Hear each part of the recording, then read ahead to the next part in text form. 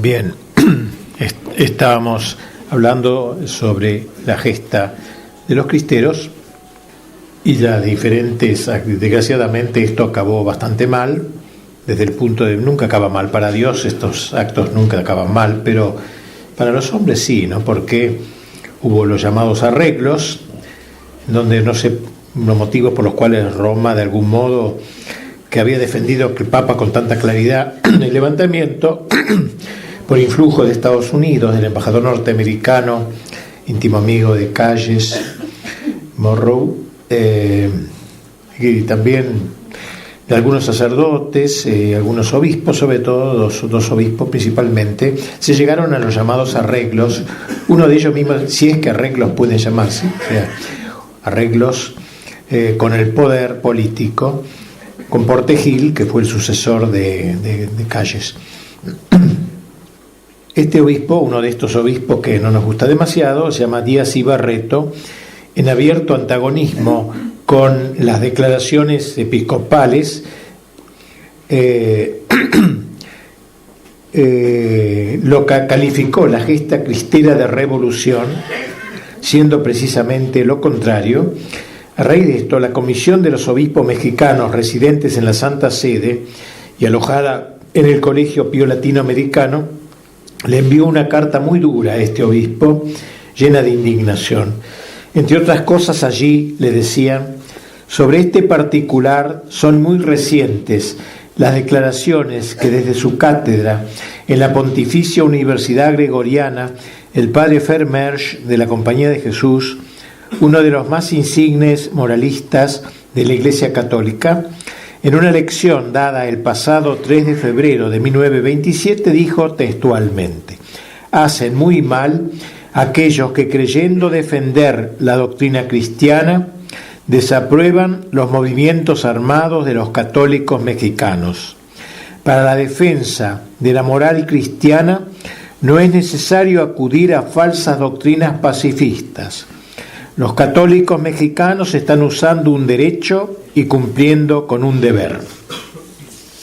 Estas palabras de este gran moralista Fermersch, que es muy conocido en Roma, escuchadas por muchísimo auditorio, compuesto de estudiantes eclesiásticos de todas las nacionalidades, entre ellos un grupo muy numeroso de mexicanos, unos 130 mexicanos, hicieron profundísima impresión y fueron acogidas en todas partes con la satisfacción más grande. El Observatorio Romano, el diario de Roma del Papa, por su parte, ya en agosto de 1926, o sea, el año que empieza el levantamiento, había publicado un largo artículo titulado La verdadera causa de los actuales desórdenes en México, contestación al presidente Calles, que la Secretaría de Estado del Vaticano envió 3 días después oficialmente como criterio pontificio a los nuncios y delegados de Roma, así como al cuerpo diplomático acreditado en la Santa Sede. Y allí se decía que, de hecho, los católicos mexicanos no habían podido unirse y organizarse para intentar una defensa por medios legales, porque la ley de Calles se lo prohibía estrictamente bajo las penas más graves. No queda, pues, a las masas, añadía el artículo, que no quieren someterse a la tiranía y a las cuales no detienen ya las exhortaciones pacifistas del clero, otra cosa que la rebelión armada, pues todos los medios pacíficos empleados hasta la fecha no habían dado los resultados apetecidos. Y terminaba el artículo: sobre la base de la ley Calles, que destruye todos los principios del catolicismo, todo acomodamiento es imposible. En como ven, entonces, dentro de todo, hubo claridad, me parece, en la doctrina de la jerarquía de la Iglesia, por lo menos de un sector importante, y de Roma. Ahora, se llegaron finalmente a estos arreglos que han sido muy atacados porque no se consultó a los luchadores, a los que estaban combatiendo, se le arregló todo entre bastidores, el embajador norteamericano, dos obispos, sobre todo amigos, medio sin consultar a los demás. Hoy una cosa muy turbia, pero se hicieron unos arreglos que no fueron arreglos en la práctica, en los cuales el gobierno mantenía todas las leyes persecutorias, porque poquito, con menos virulencia quizá, y con eso se abrían los templos. Bueno, los templos lo había cerrado la iglesia, no es ningún mérito del gobierno abrir los templos, lo había cerrado el episcopado. Bueno, y ahora sonaron las campanas, pero los cristeros quedaron sumamente doloridos, y hubo, según me contaron, familias de México con los cuales hablé, hubo más muertos cristeros después de los arreglos que en todos los combates, porque empezaban a matar a los jefes cristeros posteriormente. Tanto que Pío XI, al saber eso, dio otro golpe en la mesa, le gustaba dar puñetazo a este papa, indignado: me han engañado, dijo, me han engañado. Bueno, si lo que fuera, así fue. La cosa que Porte Gil, que es el sucesor de Calles, que hizo los arreglos estos, que no son, como digo, yo pongo el título de mi libro, arreglos, puntos suspensivos, si es que arreglos pueden llamarse, que es la frase de uno de los mismos obispos más componenderos, digamos, de este último momento triste de la guerra. Se me fue lo que estaba diciendo, perdón, la memoria no me funciona bien. Bueno, sí, dijo Porte Gil, estaba en una reunión y fue un grupo de masones, él era masón, y le dijeron: ¿qué es esto de los arreglos con la iglesia?, ¿no? Temiendo de que fuera algo más serio, que fueran realmente arreglos. La respuesta de Porte Gil es notable, yo la pongo en el libro, ¿no? No se aflijan, compañeros masones, no se aflijan. Esta guerra no ha terminado, esta guerra empezó hace 2000 años, como diciendo que no es una cuestión de Calles y los obispos de aquel tiempo, los católicos, los cristeros. Es una guerra que lleva 2000 años, es decir, tiene razón, es la guerra de las dos ciudades de que habla San Agustín. Es un capítulo de esa guerra. Eso es lindo que lo diga un enemigo, eso lo dicen nuestros grandes pensadores, ¿no? Al explicar la historia como capítulos de un enfrentamiento teológico entre la ciudad de Dios, con el primado de Dios, y la ciudad del hombre, con la soberbia del hombre. No. Esta lucha dura 2000 años. No se preocupen ustedes, la lucha seguirá adelante. O sea, estos arreglos son pura galería. No le dijo esto último, pero la idea sería esa. Y así acabó entonces esta gesta muy triste. Díaz Araujo, que ha escrito buenas cosas sobre los cristeros, Enrique Díaz Araujo dice que lo más admirable ha sido que después de tantos años, de 1927, de estos arreglos, que todavía el catolicismo mexicano es vigoroso, y que haya ido Juan Pablo II y contado multitudes, infringiendo unas 14 leyes el Papa para ir a Roma. Primero, bueno, yo no me acuerdo de las 14, ¿no? Pero una, que jefe de Estado de un país no reconocido. El Vaticano no lo reconoce, México. Segundo, no se puede andar con sotana en México, etcétera. 14 cosas, todas las tuvo que licenciarlo al Papa, ¿no? De 14 leyes. O sea, cuando venga un gobernante perverso, tiene todas las leyes en sus manos, pero no se cumplen ahora. Yo ando con sotana en México, no, miran un poco algunos, pero ya mucha gente anda así, no, está prohibido, de acuerdo a la ley. Y así, varias cosas más.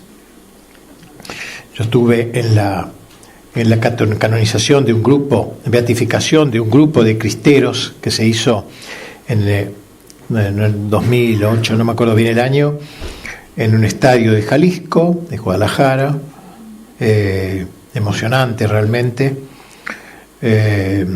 Había 15 carpas, cada una enfrente, custodiada por uno del pueblo donde cayó ese mártir, que ahora beatificaban, y con un gran cuadro de ellos, ¿no? Y fue algo muy, muy, muy emocionante. Se cantó por un coro de 400 jóvenes el himno que cantaban ellos en los combates: Tú reinarás. Tú reinarás, un himno que también entre nosotros se ha cantado antes. La realeza de Cristo, ¿no? Viva Cristo Rey. Se llamaron cristeros por una burla del gobierno, porque lo oían siempre de hablar Viva Cristo Rey.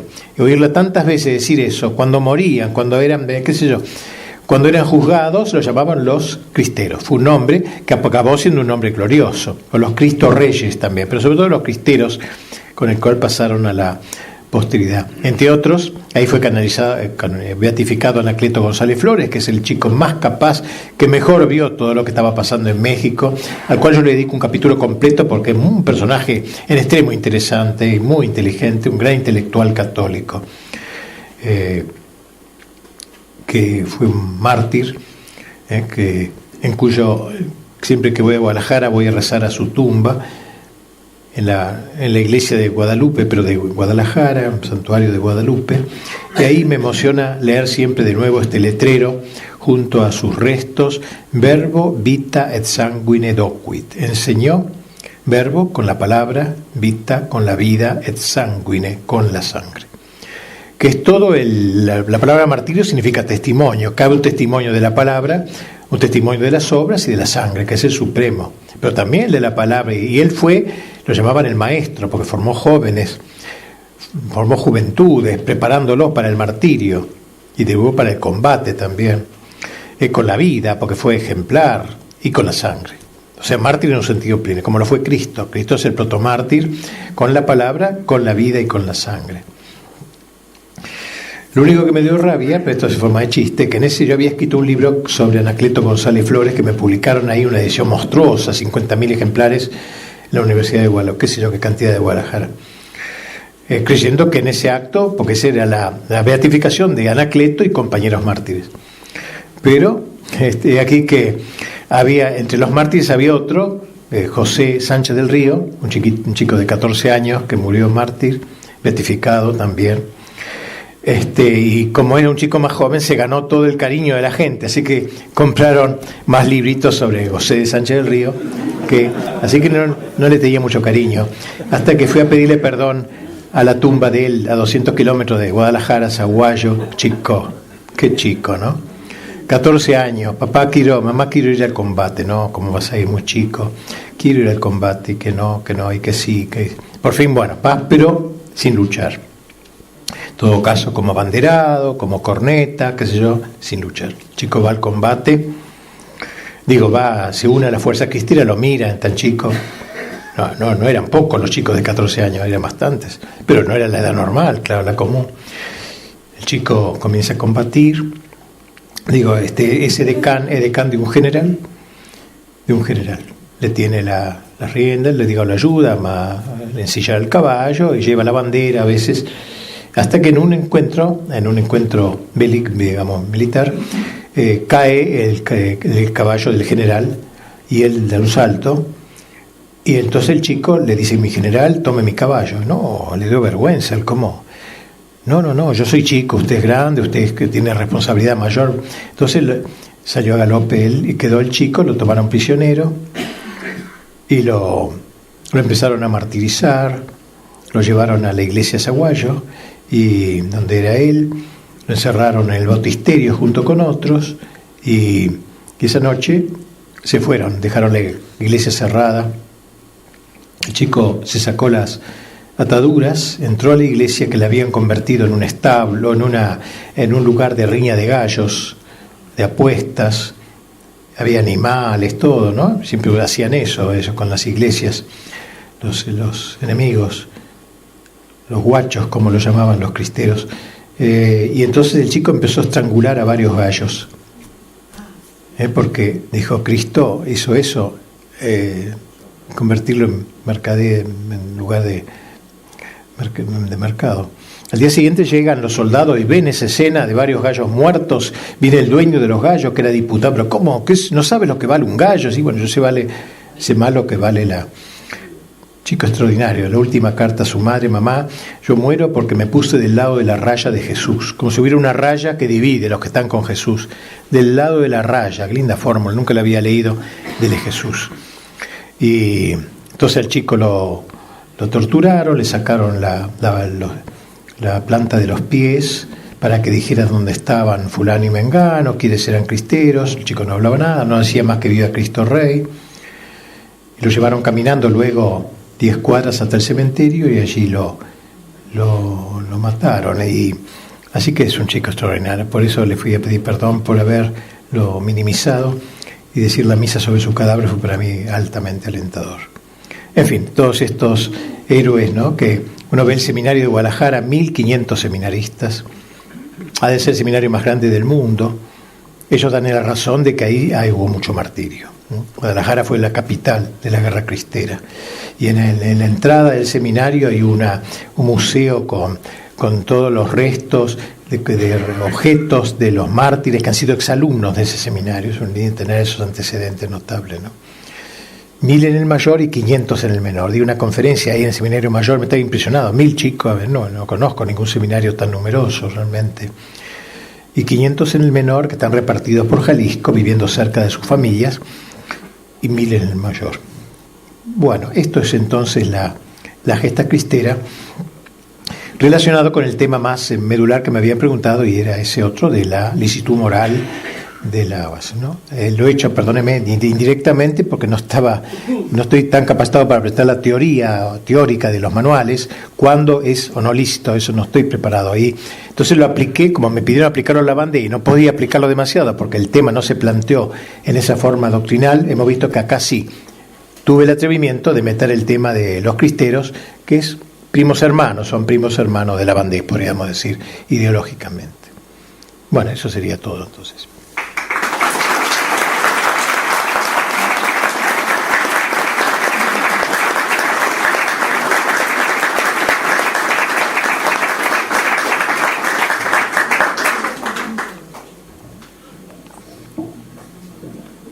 Bien, entonces ahora vamos a dar lugar a las preguntas. Quien quiera hacer una pregunta, ahí están repartiendo talones para que puedan anotarlas, y después esa misma gente nos hace llegar los talones con las preguntas.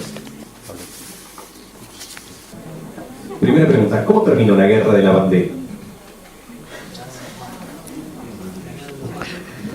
La guerra de la Vendée terminó con la victoria, digamos, material menos del ejército azul, del ejército federal, digamos, del ejército de la revolución. Pero obviamente debieron reconocerles algunas cosas, algunas libertades que antes no les reconocieron, pero no fue una manera dolorosa fue doloroso el fin de la guerra. El que quiso arreglar la situación un poco fue Napoleón. La gente piensa que Napoleón, tampoco hay que pensar muy bien de Napoleón. Napoleón, yo creo que es un hombre de la revolución. Él dijo, al menos, la revolución soy yo. Una vez dijo eso. Así que no hay que creer que él, por haberse declarado emperador, iba contra el ideario republicano de la revolución. Sea lo que fuere, Napoleón llevó la revolución a Rusia, como dije antes, y a España, sobre todo, a los dos extremos, los dos lugares donde fue derrotado, Rusia y España, pero llevó la revolución a todos esos lugares. Y cuando volvió de España, quiso cruzar por el sur de Francia y ir a saludar a los vandeanos, Napoleón, ya vencidos, tiempo antes ya, y tenía mucho miedo Napoleón, no era sonso, y así se llevaba el cocinero, tenía miedo que lo envenenaran en alguna de esas comidas, porque los recibieron con actos triunfales, como si fuera un libertador. En eso fueron un poco ingenuos. Me parece que creyeron, tan acostumbrados a verse perseguidos por la autoridad política, ver que este hombre los saludaba, los admiraba, le contaba a cada uno, cuénteme qué hizo usted, y él decía, qué notable. Él decía, si yo tuviera un ejército de vandeanos, lo que haría, etcétera, ¿no? Decía Napoleón. Pero digo, tenía miedo, y una vez que la mujer de él, María Josefina creo que era, devolvió el agua que había tomado, se pegó un susto bárbaro, pero porque simplemente era un agua no muy buena, ¿no? Pero él estaba muy impresionado con eso. Y estando en una de esas visitas, iba recorriendo grandes pueblos de toda la zona vandeana, como digo, recibiéndolo con arco de triunfo la gente y todo, se entera de la derrota de España, la derrota de Bailén, donde luchó San Martín. Y quedó helado, nunca lo habían derrotado casi a él. Y entonces fue corriendo, dejó el viaje allí, siguió a París, etcétera, para retomar la situación que estaba hackeada. Digo esto solamente como una anécdota, pero sí, digamos, ganó el enemigo se afirmó, pero a grandes costos, tuvo que ceder algo, y Napoleón mismo de algún modo hizo un concordato con el Papa, bastante leonino, pero de algún modo se concedía. Se echaron a los obispos intrusos que se habían metido, el gobierno había metido obispos pésimos, hubo una especie de limpieza de obispos, Napoleón poco avalando eso, pero hasta cierto punto, ¿no? Mal lo hizo Napoleón, no era un hombre. Basta leer las memorias de él en Santa Elena, son muy impresionantes. Siguiente pregunta. ¿Cuál fue el papel de la masonería en la Revolución Francesa? ¿La situación actual de Argentina es comparable a la Francia prerevolucionaria? Sí, la masonería, hay un padre jesuita que se llama, un padre inglés, no me sale ahora el nombre, jesuita, de la época de la Revolución Francesa, que ha escrito un libro muy importante.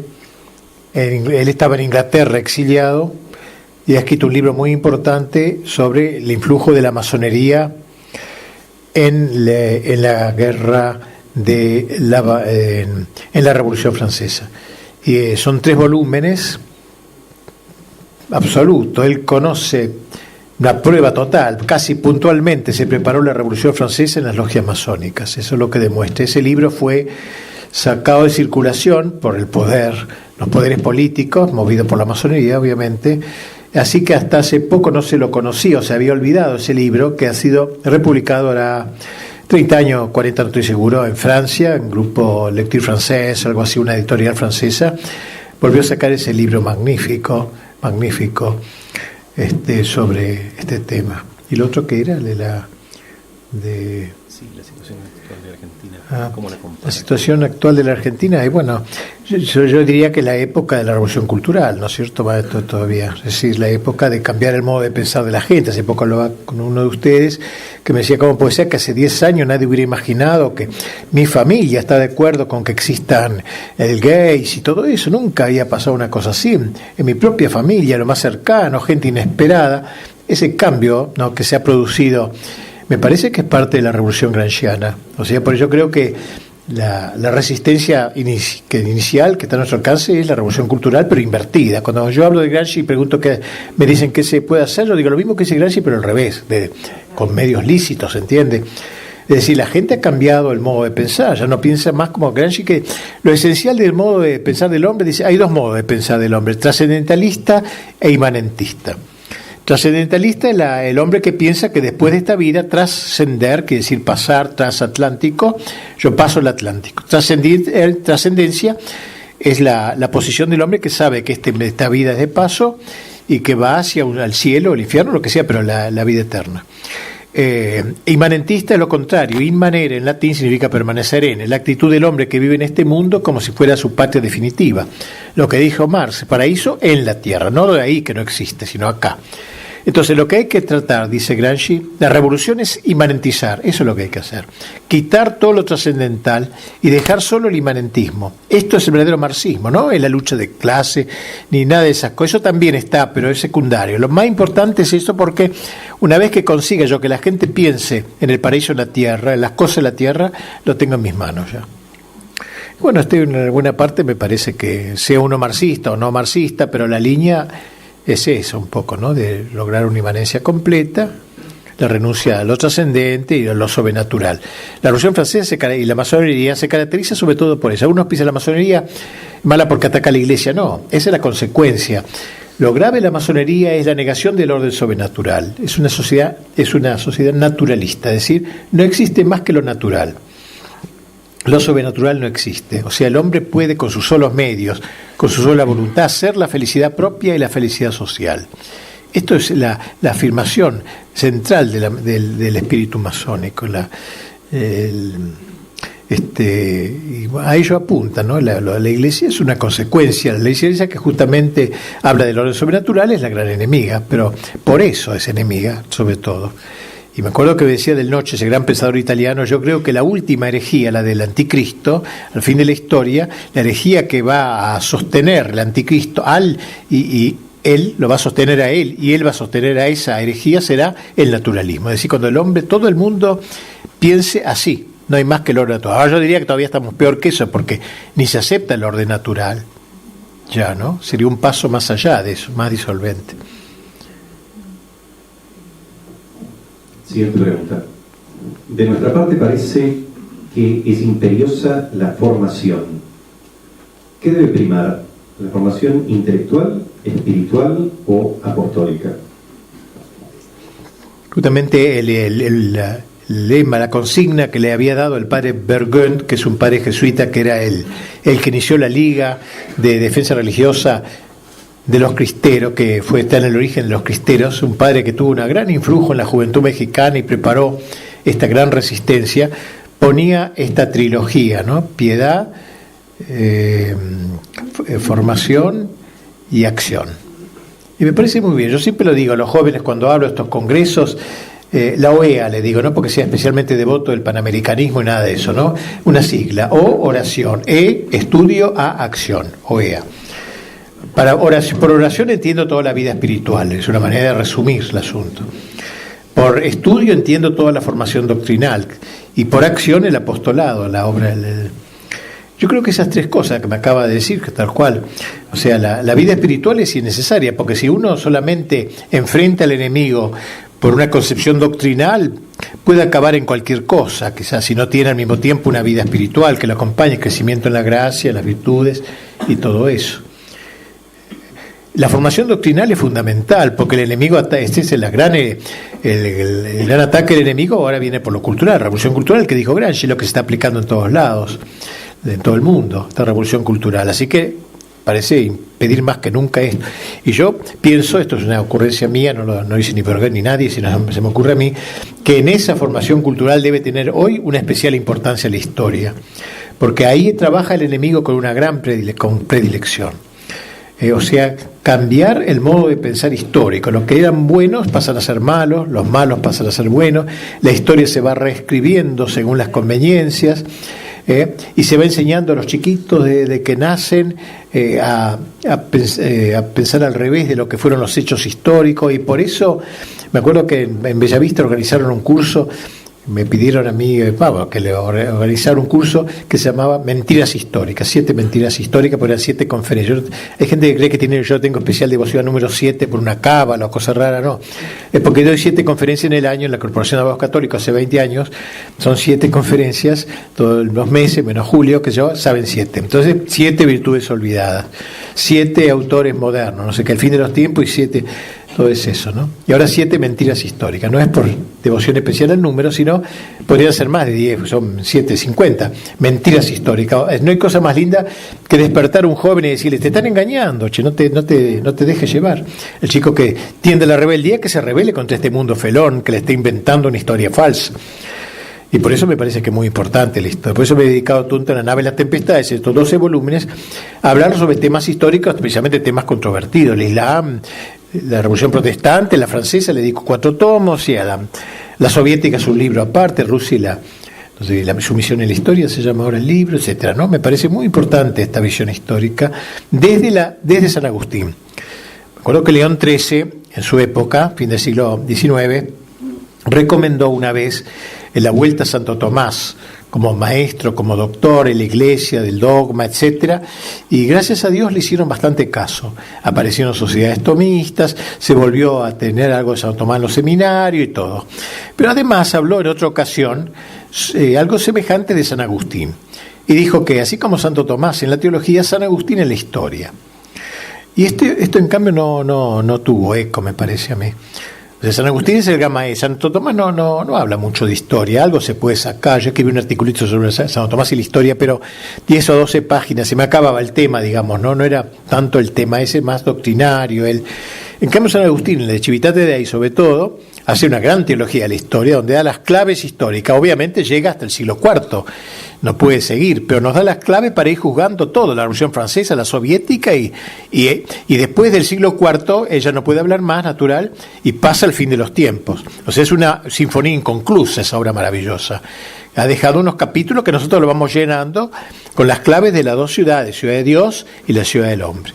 La Ciudad de Dios va explicando el crecimiento de la Iglesia desde Cristo hasta la cristiandad, y la Ciudad del Hombre, el segundo gran momento de diástole, de Revolución Protestante, la Revolución Francesa, la soviética, el orden mundial y esta línea de alejamiento del cristianismo y del orden sobrenatural. Bueno, me parece que eso es en extremo importante. Y el apostolado también, o sea, el celo de las almas. Si se juntan esas 3 cosas, OEA, para acordarse más fácil de eso, si se juntan esas 3 cosas, me parece que tenemos al católico su plena militancia, y creo que es lo que hoy se necesita más.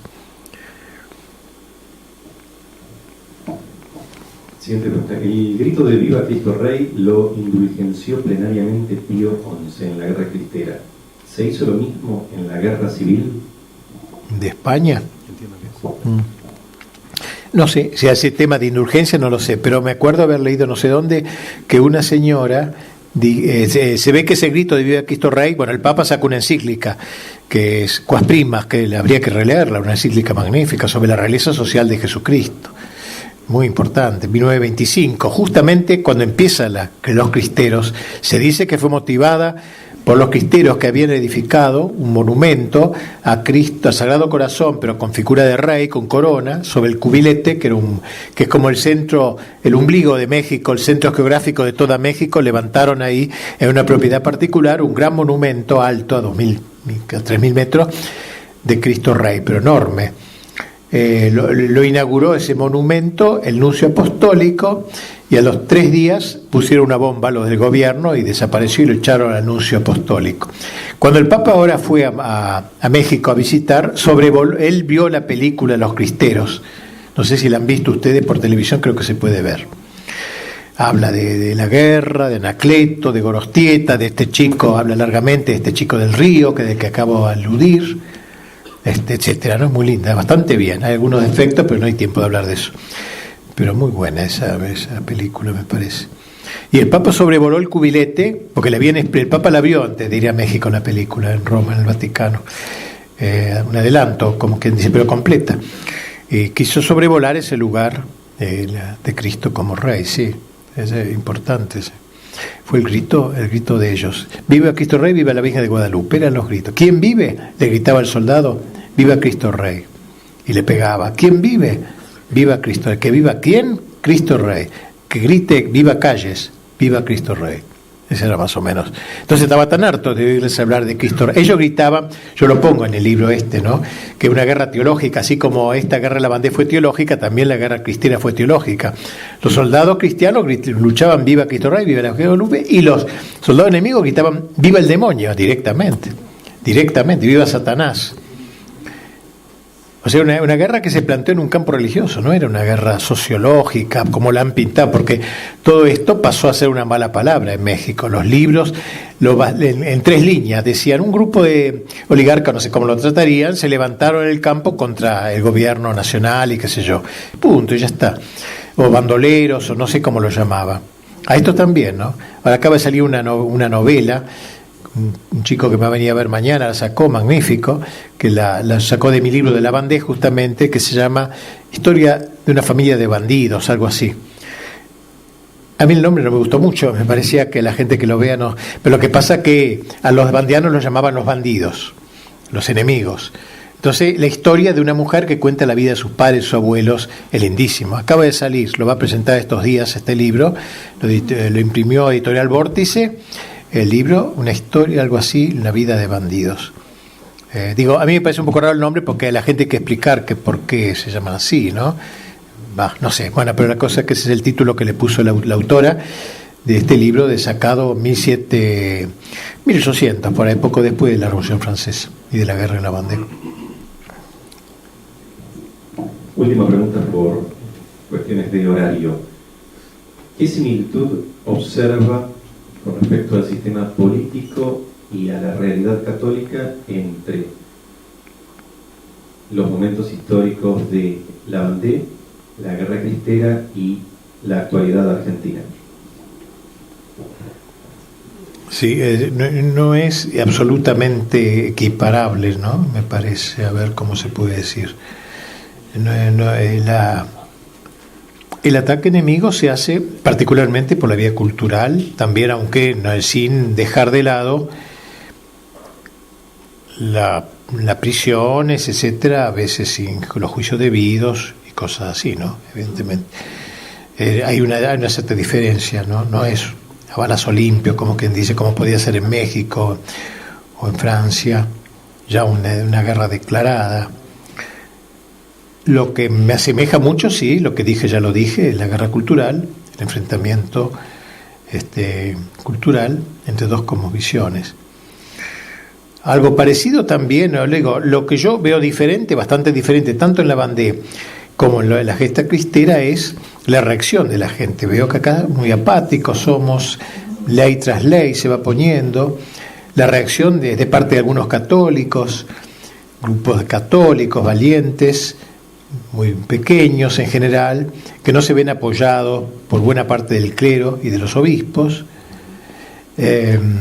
Bueno, todas estas cosas son peculiaridades, pero digo, algo también se vio en Francia, ¿no? Se condenaba duramente a los que resistían, de parte de algunos obispos constitucionalistas y todo. O sea, estas personas, y de México hemos visto los componenderos, obispos que trataron de arreglar todo con tal de que cumplir la ley, qué sé yo, y Portegiles es nuevo Constantino, y cosas por el estilo. O sea, son analogías, no sé. Pero la línea, estamos en esa misma línea, la línea de la revolución anticristiana, que tiene jalones y distintas maneras de expresarse. Creo que al no encontrar resistencia tampoco se pasa a medios más duros, pienso. Es lo único bueno, entre comillas, más no es bueno, pero o sea que el enemigo avanza en la medida en que no encuentra resistencia, me parece. Muy bien, agradecemos mucho a Padre Sánchez.